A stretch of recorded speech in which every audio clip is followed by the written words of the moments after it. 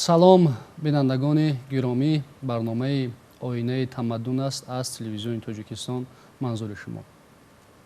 Суҳбате дорем бо Насруллоҳ Убайдуллоҳ, доктори илмҳои таърих, профессор, директори Институти таърих, бостоншиносӣ ва мардумшиносӣ ба номи Аҳмади Дониши Академияи Миллии Илмҳои Тоҷикистон, ҳамзамон бо Абдулло Ғафуров, номзади илмҳои таърих, мудири шуъбаи таърихи навтарини ҳамин муассиса.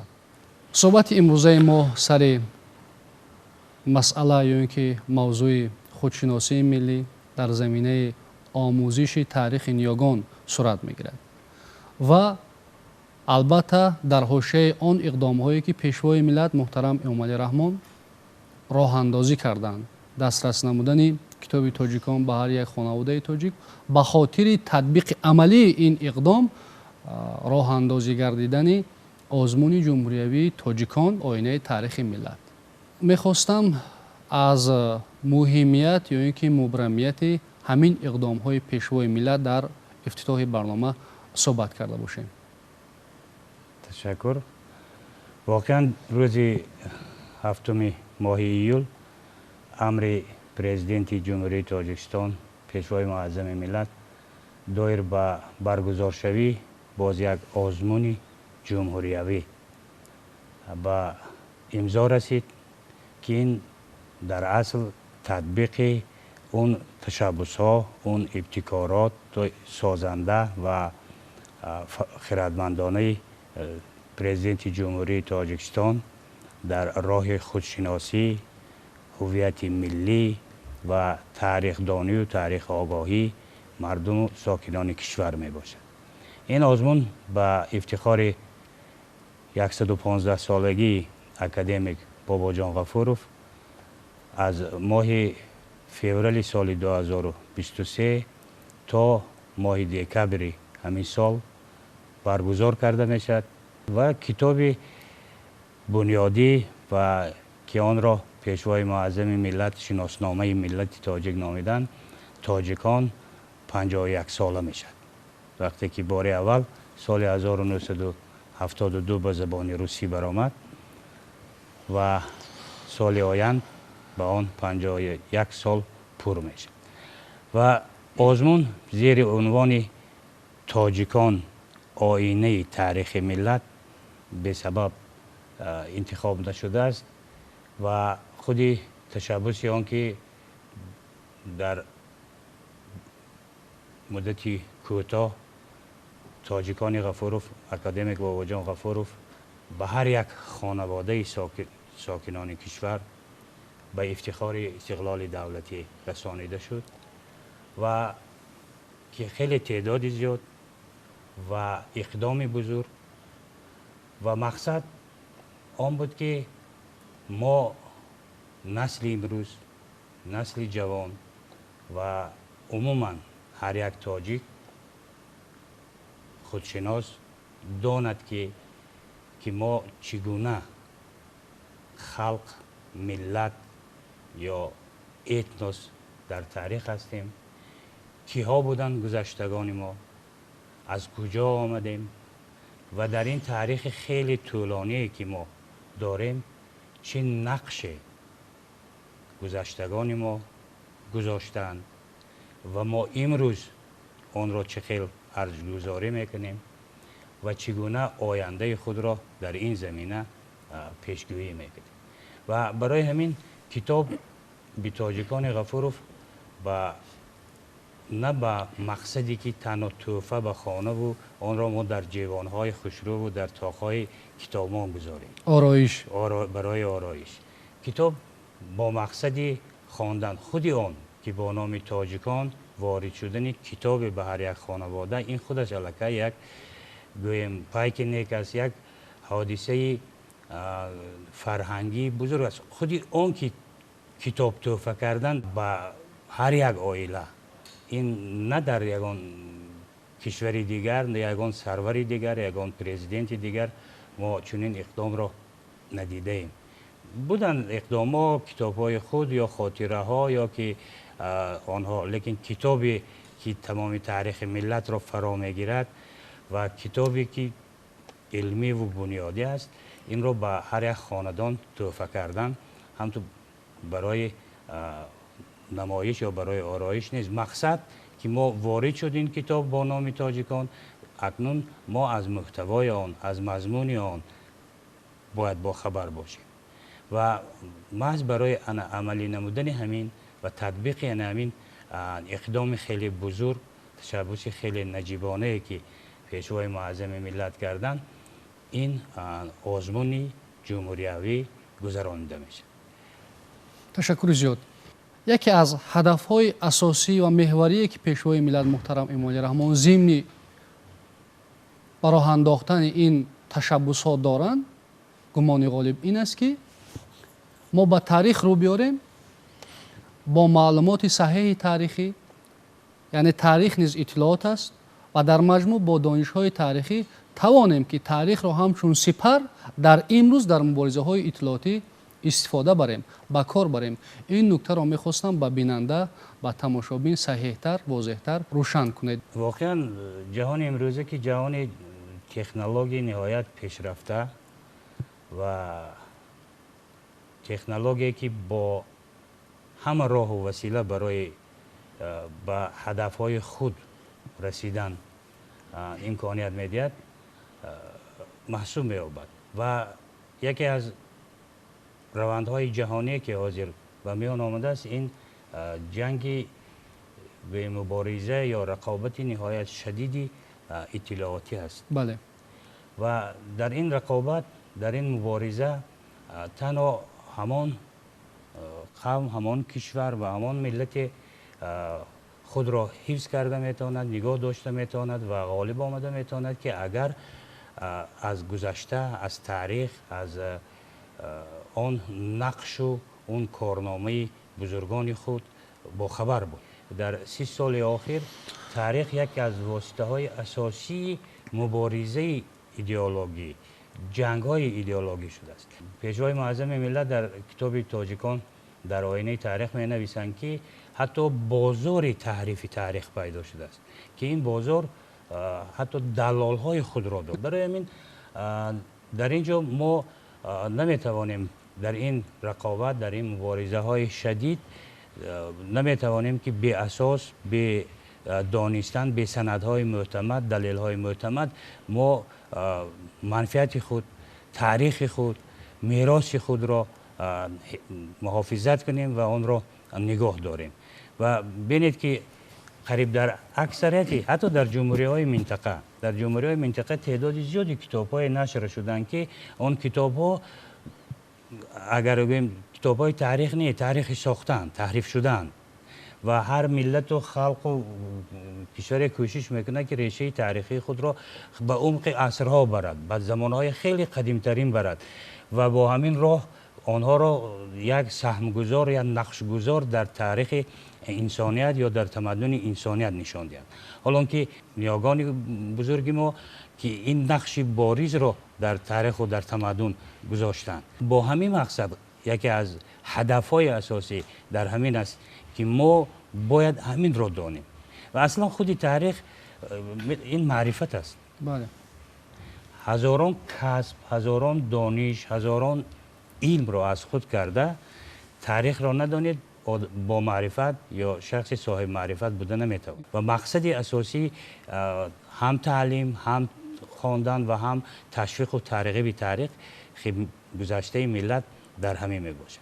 وقتی که علامه باباجان غفورов سال 1947 تاریخ مختصر خلق تاجیک را تألیف کردند، نوشتند، در تقریض آن استاد صدرالدین عینی ذکر کردند که این حادثه بزرگ است. وقتی که پیشگفتار تاجیکان علامه باباجان غفورov را پیشوای ملت محترم امام علی رحمان نوشتند، خدمت باباجان غفورov را خدمت رستمانه ارزیابی کردند و کتاب تاجیکان را شناسنامه ملت گفتند. امروز ما با خدمت‌هایی که برای ملت پیشوای ملت محترم امام علی رحمان میکنند، بی‌دریغ به اجرا میرسانند، از این اقدام‌ها استقبال بگیریم. واقعا این اقدام‌های بی سابقه، بی‌نظیرند و ارزنده است که ما با تمام تار و پودمان، با تمام احساسمان ارج گذاریم از آن ارجگذاری ما سر می شود که فرزند خردسال خود را در محبت پروریدن در دل خود به این تشبوس ها تربیت کنیم. یعنی تاجیکان را آموزند، همگان آموزیم و با بهره‌مندی امروزه فضای اطلاعاتی را کامل گردانیم، پر سازیم. خوب، میگذاریم به مسئله مقررات آزمون که رفت برگزاری آزمون چگونه صورت میگیرد و چگونه ترتیب داده شده است. امری که 7 ایولی سال روان از طرف پیشوای معظم ملت به امضا رسید، این یک واقعه مهم فرهنگی در یک 2 سال اخیر خواهد بود، چون که در برابر آن که طور اینجا علاقه قید کردن، یکی از واقعه مهمی فرهنگی ما اگر به هر یک خانواده تاجیکستان از طرف پیشوای ملت تحفه کردن کتاب تاجیکان علامه باباجان غفروف باشد، امری که امضا شد این در تمام جمهوری، تمام قشرهای جامعه ما را فرا میگیرد و مردم کوشش میکنند که مردم سن و سال گوناگون، مردم کسب و کار گوناگون به تاجیکان رو میآورند و آنهایی که میخواهند، آنهایی که خواهش دارند، آنهایی که امکانیت دارند میتوانند در این آزمون اشتراک کنند. البته این طور گفتیم تمام تاجیکستان را فرا میگیرد و این یک واقعه در حقیقت بزرگ فرهنگی خواهد بود و طوری که اینجا قید کردید در شرایط امروزه برای چی پیشوای ملت همیشه به تاریخ و فرهنگ گذشته ما رو میآورند. پیشوای ملت در برابر جشن گرفتن شهرها بزرگان اثرهای خود را آفریدند، مثل تاجیکان در آینه تاریخ، چهره های ماندگار، زبان ملت، هستی ملت. همه این به خاطر آن بود که مردم تاجیکستان، شهروندان تاجیکستان خاطره تاریخی قوی داشته باشند، از گذشته آگاه باشند و این آزمونی که اعلان شد، این آزمون هم به آن روانه شده است که هر یک فرد تاجیکستان از تاریخ گذشته نیاگان خویش آگاه باشد و هر یک فرد تاجیکستان باید ارزش‌های مقدس ملی را اعتراف کند و ارج گذارد.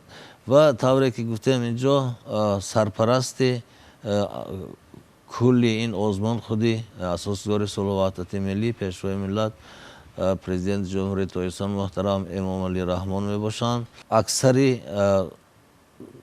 وزارت و اداره هایی که اداره های فرهنگی و علمی تعلیمی که در جمهوری هستند با این ساختارهای مربوطه برای سطح بلند برگزار شدن این آزمون وظیفه دار کرده شدند.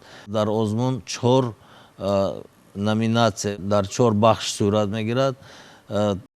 یکم خوانندگان مکتب های میانه عمومی، در بخش دوم دانشجویان مکتب های عالی، در بخش سوم از اسپیرانتان، نامزد و دکترهای علم و عموما اهل علم و فرهنگ، ایجادکاران اشتراک میکنند و در بخش چهارم مردم کلانسالی کسب و کاری گوناگون. در برابر امر امضا شده است. در زمینه ها 1092 سوال پیشنهاد شده است که همه از کتاب تاجیکان باباجان غفروف می باشند.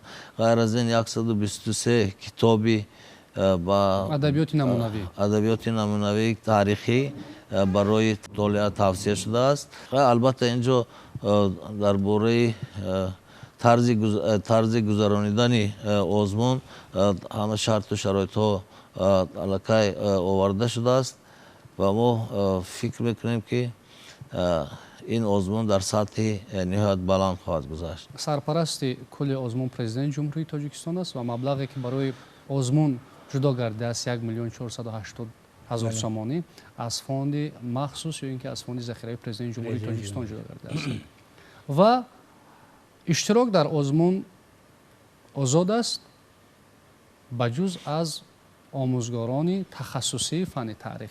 چرا؟ اونجا در 4 کاتگوری اصلا در آزمون اشتراک میکنند و به استثنای معلمان آموزگاران فن تاریخ تمام زینه‌های تحصیلات، خب و دکترانها، عالمان و محققانی که در ساحه تاریخ کار میکنند، برای اینکه این پیش از همه وظیفه حرفه‌ای کسبی آنها هست. بله. خب و غیر از این در مقررات عمومی که امروز در تمام رسانه ها این امر با زمین معاش و با آمش است، کسی که ذوق و شوق و خواهش داره آن رو میتونه دریافت کند. در آنجا آورده شده است که اصلا برای ارزگذاری به تاریخ پر افتخار و برای تحکیم و تربیه خودشناسی و خودآگاهی تاریخی ساکنان کشور، نسل جوان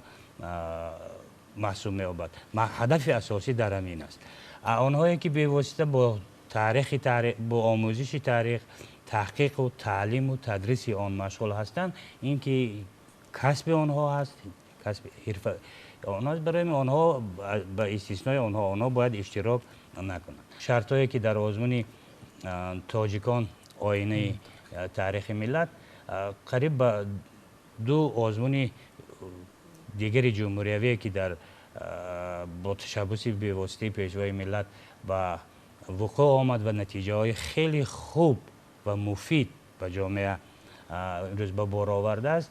این علاقه آزمونی گرچنده که تنها در 1 سال گذرانده میشد حاضر است و شرط های آزمون و طرز گذراندن آزمون ها اینا به همدیگر شباهت دارد. هدف اساسی رو آوردن تمام خرد و کلان جمهوری به آموختن تاریخ. شرط ها، دوره ها همش در 5 زمینه که به این امر پرزیدنت جمهوری تاجیکستان ضمیمه شده است آورده شده است و حتی بینید که مبلغ‌هایی که در زینه‌های اول چند مرحله گذرانده میشد، در دوره گذرانده میشد و دوره نهایی که در به واسطه دوره 4 در کتابخانه در مرکزی جمهوری، در پایتخت جمهوری، در کتابخانه ملی جمهوری تاجیکستان گذرانده میشد. آنها در دایره ناحیه، شهر، ولایت جنبست میشن و تنها غالبان به مرکز میبیاین و غالبانی که در همین 4 بخشی که جای اول میگیرند خیلی مبلغ زیادی رو صاحب میشن. ببینید که برای جای یکم 50,000 سومانی، برای جای دوم 35,000 سومانی، برای جای سوم 25,000 سومانی. اگر جای یکم 1 جا باشد، الکی جا و دوم و سوم الکی تعداد شماره جاهاش زیادتر است و بعد به گرفتن شاه جایزه که این مبلغ خیلی کلان 70,000 سومانی است. یعنی که هم قدردانی و هم امتیازهایی که بعد از این غالبان میگیرن، اینها باز برای فعالیت من بعد تحصیل آینده مخصوصا نسل نورس خیلی مساعدت می نمایند.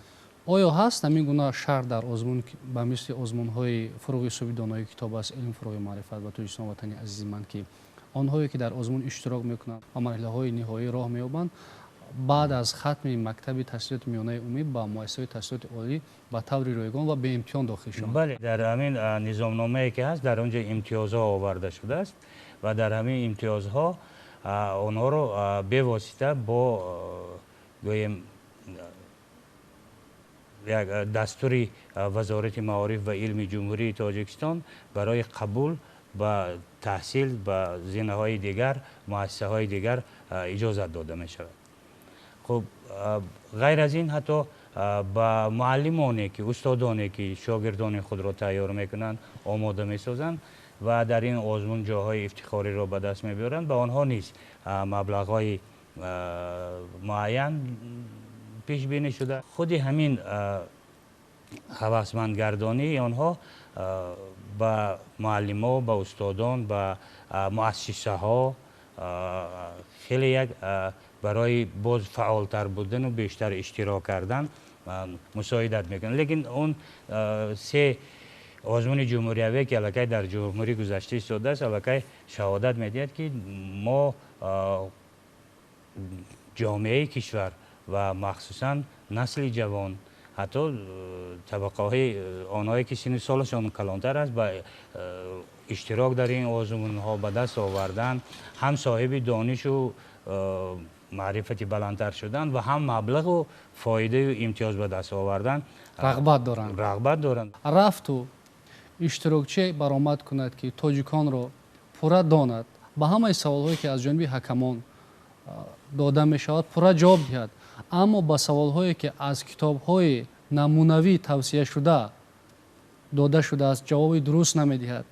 و برعکس دانشجویی هست که از کتاب‌های توصیه شده یا اینکه داوطلبی که از کتاب‌های توصیه شده به سوال‌ها پورا جواب می‌دهد، اما در بعض سوال‌هایی که از کتاب تاجیکان مخصوصاً مطرح می‌شوند که گذاشته می‌شوند داده می‌شوند از جانب حکمان، سوال قناعت بخش یا اینکه پورا گفته نمی‌شود، حالگذاری در این صورت چگونه برآورده می‌شود؟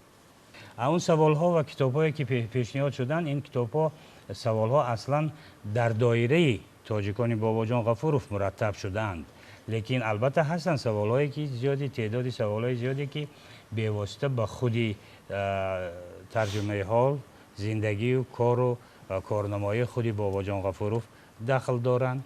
خب با اون کارهایی که نسبت به باباجان غفوروف، نشر کتاب‌های باباجان غفوروف در دوره زمان استقلالیت و اون سیاست هدفمندانه پیشوای ملت هست اونجا وارد شدند. هستند سوال‌هایی که از گویم جهان معنوی امروزه و کارهایی که به خاطر ارزگذاری به تاریخ و حفظ تاریخ و خودشناسی تاریخی آنها در زمان استقلالیت تعلق دارند آنها پیشنهاد کرده شدند. البته به هر یک کاتگوری که می شود اونجا گروه حکمان کمیسیون آزمون با تعداد و موافق به سن و سال و وابسته به دیگر طلبات‌هایی که هست معین میکنند، لیکن این سوال هایی که ما پیشنهاد شدند به زمین مگردن، این سوال های توصیوی هستند. توصیوی هستند که همه خیل سوال ها و همه خیل مانند همین سوال ها در رفت آزمون آمدنش ممکن. 123 کتاب تفسیر شدن، از این کتاب ها سوال داده نمی شود.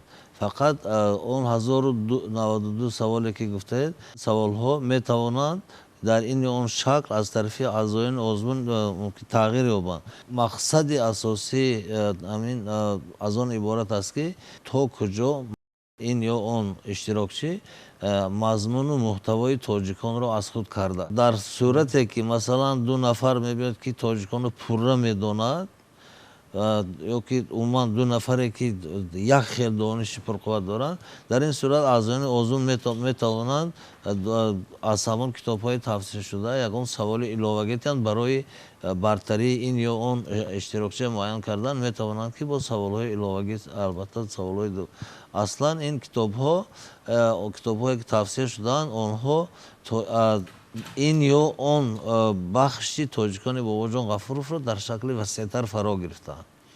خود گذاشتن سوال هم همه خیلی است. اونجا ببینید اگر بسیاری از سوال ها آمده است که مثلا مسئله دایر به مسئله آریایی ها باباجان غفوروف در کدام فصل در کدام باب یا که زیر باب معلومات داده است، یا که درباره دولت مناسبت کشانیان و اشکانیان در کجا خبر آمده است. و در زیر فصل ششم طلبات به اشتراکداران آزمون آمده است. اصلا ما از اشتراکچیان آزمون البته اون طلباتی که در اینجا آوردن رعایت کرده میشد، مثل دانستن معلومات مفصل درباره خود تاجیکان و مؤلف آن اکادمیک باباجان غفوروف، ولی برابر آن به اینوبت گرفته میشد قابلیت نقل و تفسیر واقعه‌های تاریخی خوب و که همین واقع تنها از اشتراکچی آن طلب کرده نمیشه که کدام سال این واقعه به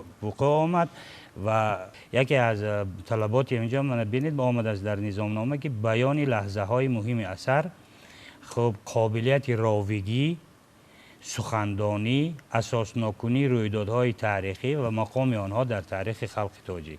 خب دانستن سنه های مهم تاریخی، دوره های تاریخی و چهره های تاریخ ساز ملت، دانستن میراث تاریخی و فرهنگی. مقصد گذراندن آزمون تنها از خود کردن سنه و نامگوی و حوادث و حادثه ها نیست، برعکس که یک قابلیت فکری، قابلیت اندیشرانی این چیز رو در اشتراکچیان آزمون نیز رواج تیاد تربیه نماید. معیارها هم در فصل هفتم آورده شده است. معیارهای ارزیابی غالبان آزمون معین کرده شده است که با جواب غیر قناعت بخش خال گذاشته نمیشه، دیگر از 2 تا 10 خال گذاشته می شود.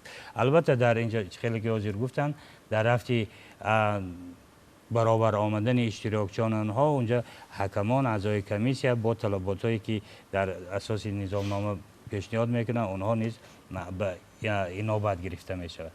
البته ما به آنهایی که تا شاه جایزه آنهای راه داده میشن که تا 70% کتاب تاجیکان بابا جان غفورov را از خود کرده باشند. کتاب علمی است، کتاب بنیادی تحقیقاتی است و مثلا برای کاتگوری های پایان، کاتگوری خوانندگان مکتب‌های میانه، مثلا از صنف 5 که اشتراکچیان حقوق اشتراک کردن دارن، برای آنها وزین‌تر است این چیز. لیکن البته برای زینه‌های بالایی، برای مثلا ماگیسترها، بکالورها، ماگیسترها، دکترانت‌ها یا که سن سال آنهایی که غیر تخصصی که اشتراک میکنند، برای آنها علاقه طلبات باز بیشتر و زیادتر میشد. از اونجا دایره سوال ها با وسیع‌تر و عمق آنها چقدرتر میشد و برای اینکه مشخصتر میشد، برای اینکه اندونم بعضی سوال های ما در اونجا گذاشته شدن که و سوال ها تنها برای به میان آوردن تصورات عمومی، دانش عمومی تاریخی است، لیکن سوالایی هستند که آنها خیلی جواب دقیق و خیلی جواب شکافانه را طلب میکنند که البته این در وقت رفت آزمون در وابسته به کاتگوری های آنها به این نوبت گرفته میشه. این آزمون از ماه فوریه سال 2023 آغاز می‌یابد. دور اول در مؤسسه های پایانی و ماه ایون در مرکزی ناحیه ها، شهر و ناحیه ها بغیر از شهر دوشنبه برپا می‌گردد و ماه سپتامبر در مرکزی ولایت مختاری بدخشان کوهی، ولایت سوخت و ختلان، نواحی تابع جمهوری و شهر دوشنبه ماه سپتامبر جنبش می‌گردد و دوری آخران، دوری چهارم در شهر دوشنبه در کتابخانه ملی تاجیکستان برگزار می‌گردد و تمام مورخان که با آزمون حق اشتراک کردن ندارند در زینه‌های گوناگون فقط هم به صفت اعضای حکمان جلب کرده میشن. در روی خط ادبیات توصیه شده بعضا منبع‌های پیشنهاد شدن که حتی یک مقاله را تشکیل میدن یا اینکه حجما کتاب‌های پیشنهاد شدن که خوردن، شاید هستند مطالب منابعی که از اینها حجما بزرگترند و بیشتر تاریخ را معرفی میکنن، تاریخ خلق تاجیک را. چرا محض آنها نه کتاب‌های حجمشان خردتر که معلومات کمتری تاریخی در آنها جایگزین است جا داده شدن برای خط ادبی توصیه شده؟ انتخاب ادبیاتی که پیشنهاد شده است در زمینه چنین اساس‌ها. یکم آن به نوبت گرفته شد که به همه اشتراکیان آزمون این کتاب‌ها دسترس باشد. دوم چیزی که محک اساسی که انتخاب این کتاب‌ها را به میان آورد، این به زبان مادری، به زبان دولتی بودن بعضی آنها هست. البته هستند کتاب‌هایی که به زبان روسی هستند، به زبان روسی هستند، ولی این کتاب‌ها از جهت مهمیتشون، اهمیتشون، البته اونها تا امروز به تاجیکی ترجمه نشدن و دسترس نشدن، برای همین گذاشته. بسیاری از کتاب‌هایی که آمده است، کتاب‌ها نه تنها کتاب‌های علمی، کتاب‌های علمی بدیعی هستند، کتاب‌های تاریخی بدیعی تاریخی هستند. مثلا پووست و رمان هایی که نویسنده‌های برجسته ما استاد صدرالدین یعنی اوچرکو، ساتیم اولغزاده، آن چیزهایی که درباره اوچرک‌های تاریخی و اثرهای بدیعی تاریخی هستند. مقاله هایی که اون مقاله ها گرچند که حجما خرد باشند هم اولا به زبان تاجیکی هستند، دوم به آنها مضموناً مضمونا با بسیاری از سوالهای تاریخی و پهلوهای تاریخی جوابای مشخص میتین و مؤلفان آنها عالمان خیلی شناخته سطح جهانی هستند. روی خط ادبیات آمده است مقاله اوچرک تاریخی وسیلی بارتولد، اکادمیک بارتولد با نام تاجیکان که این هنوز سال 1925 تالیف شده بود، یا اینکه سال 1925 یک مجموعه چاپ شده بود با نام تاجیکستان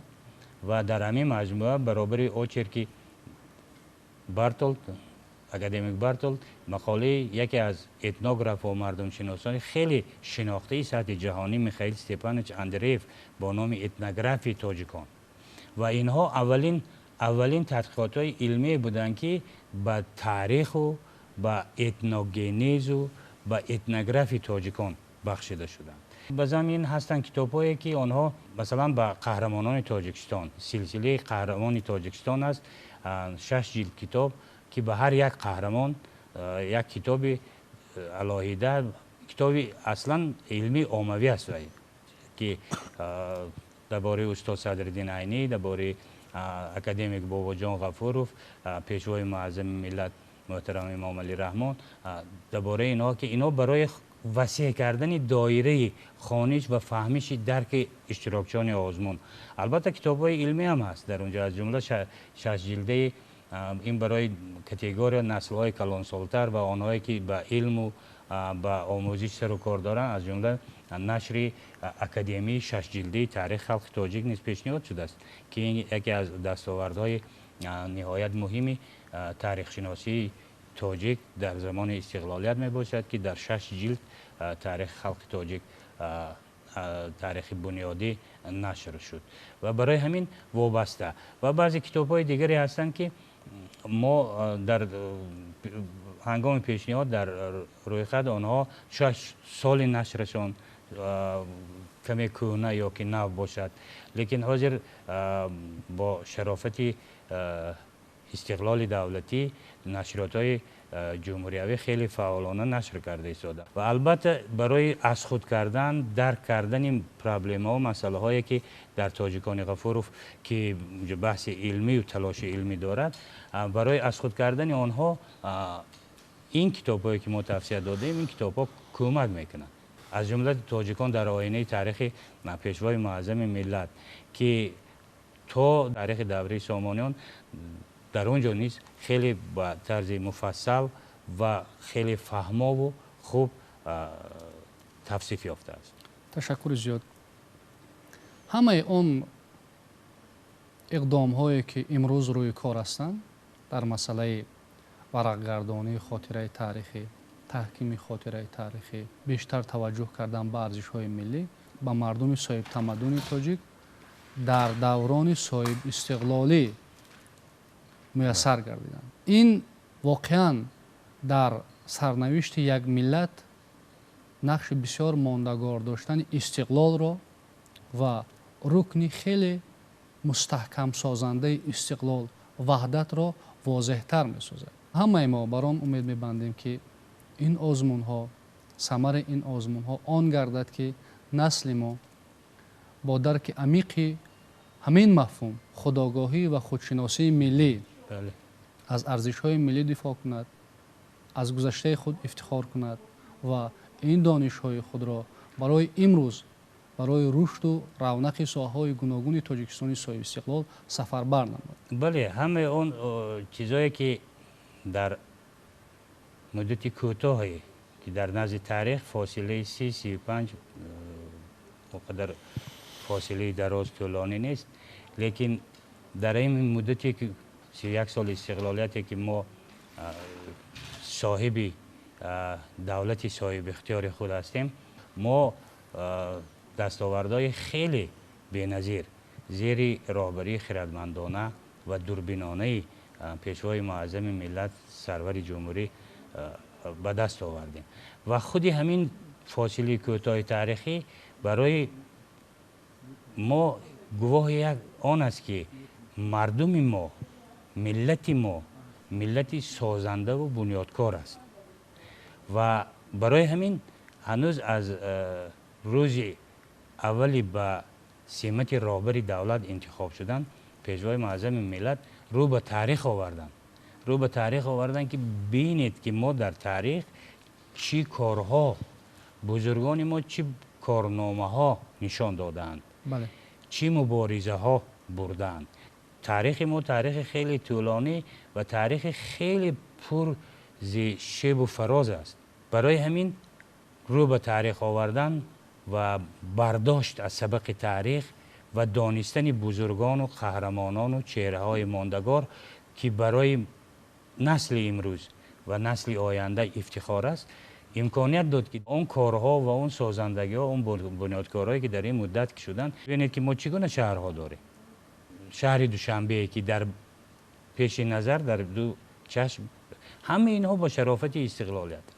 همه اینها با شرافت سیاست دوربینانه و خردمندانه پیشوای معظم ملت است. از این اقدام ها نسل نو، جوانان و نوجوانان چه برداشت میکنند؟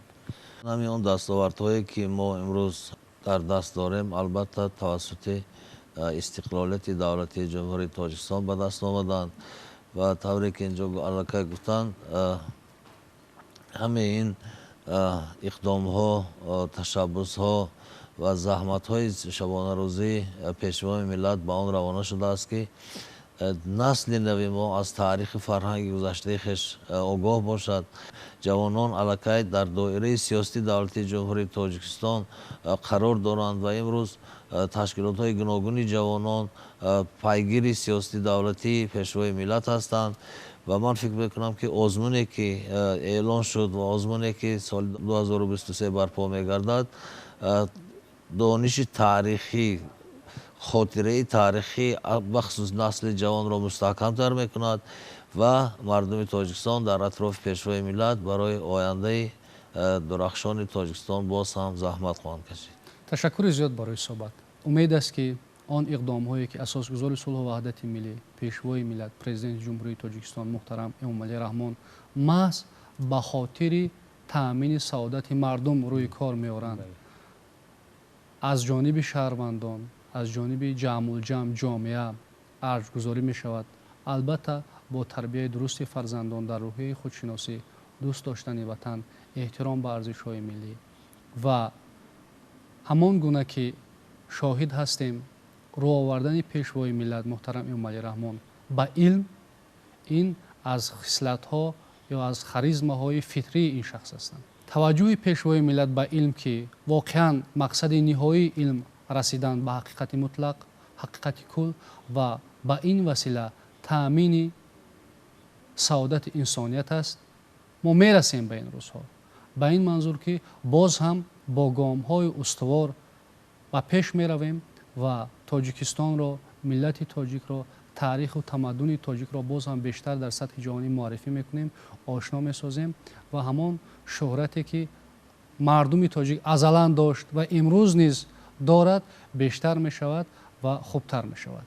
بینندگان گرامی، یادآور می شویم که صحبت داشتیم با نصرالله عبیدالله، دکتر علم‌های تاریخ، پروفسور، دیرکتور انستیتوت تاریخ، باستانشناسی و مردمشناسی به نام احمد دانش اکادمی ملی علم‌های تاجیکستان و عبدالله غفوروف، نامزد علم‌های تاریخ، مدیر شعبه تاریخ نوترین همین مؤسسه. صحبت ما در اینجا به پایان می رسد. به شما سعادت، خوشروزی و کامگاری آرزو مندیم.